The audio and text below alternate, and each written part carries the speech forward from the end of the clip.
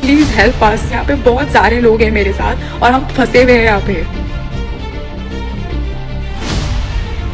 नमस्कार, मैं दुष्टुर उपाध्याय। नेपाल में उग्र प्रदर्शन थमने का नाम नहीं ले रहा है। सेना उतारने के बाद भी प्रदर्शनकारी बेकाबू दिखाई दे रहे हैं। प्रदर्शनकारियों ने पीएम से लेकर डिप्टी पीएम और मंत्रियों से लेकर बड़े बड़े नेताओं के घरों को फूंकने के साथ ही संसद, सचिवालय और सुप्रीम कोर्ट में कैसे आग लगा दी, उसकी तस्वीरें तो आपने देखी होंगी।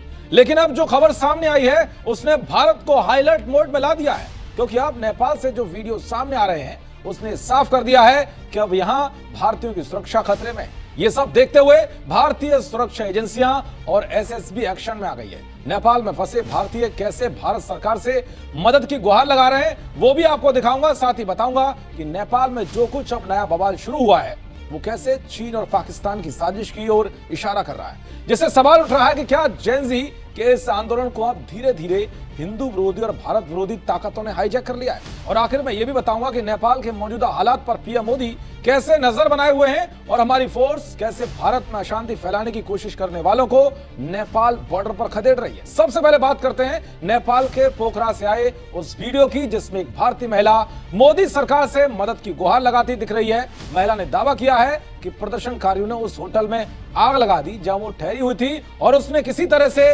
अपनी जान बचाई। मेरा नाम उपासना गिल है और मैं ये वीडियो प्रफुल्ल गर्ग को भेज रही हूँ। मैं इंडियन एम्बेसी से रिक्वेस्ट करती हूँ कि वो प्लीज़ हमारी हेल्प करे। जितने लोग हमारी हेल्प कर सकते हैं प्लीज़ हेल्प करें। मैं यहाँ पोखरा नेपाल में फंसी हुई हूँ। मैं यहाँ पे एक वॉलीबॉल लीग होस्ट करने आई थी और अभी फिलहाल हमारा जो होटल है जहाँ पे मैं रुकी थी वो जला दिया गया है। मेरा सारा लगेज, मेरा सारा सामान मेरे रूम में था और वो होटल को पूरा जला दिया।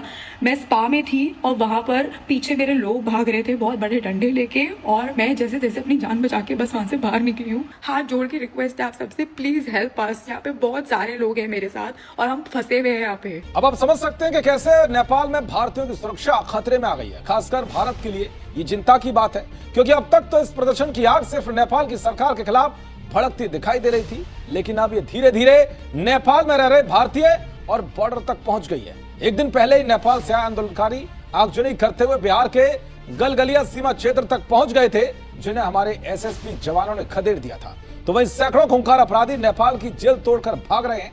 ऐसे ही 4 कैदियों को आज एसएसबी की टीम ने भारत नेपाल बॉर्डर से गिरफ्तार किया है। ये सब देखते हुए यूपी, बिहार, बंगाल, उत्तराखंड से सटे इलाकों में पुलिस और फोर्स की टीमें अलर्ट कर दी गई हैं। दरअसल भारत और नेपाल की खुली सीमा के चलते अवैध गतिविधियां जैसे हथियार की तस्करी या आतंकी गतिविधियां बढ़ सकती हैं। नेपाल में भारत विरोधी भावनाएं भड़कने का खतरा है, जैसा कि बांग्लादेश में हुआ। भारतीय खुफिया एजेंसियां ये सुनिश्चित कर रही है कि कोई बाहरी ताकत जैसे पाकिस्तान या चीन इन प्रदर्शनों का फायदा ना उठा पाए।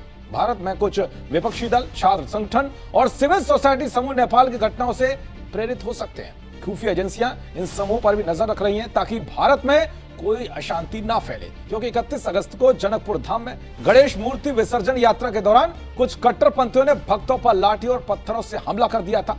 भारत सरकार और खुफिया एजेंसियां नेपाल की स्थिति को लेकर बहुत सतर्क है। बलरामपुर और बहराइच जैसे सीमावर्ती इलाकों में एसएसबी और पुलिस की गश्त बढ़ा दी गई है। ड्रोन और सीसीटीवी से निगरानी की जा रही है। भारत ये सुनिश्चित करना चाहता है कि नेपाल के शांति का असर उसकी सुरक्षा और स्थिरता पर ना पड़े।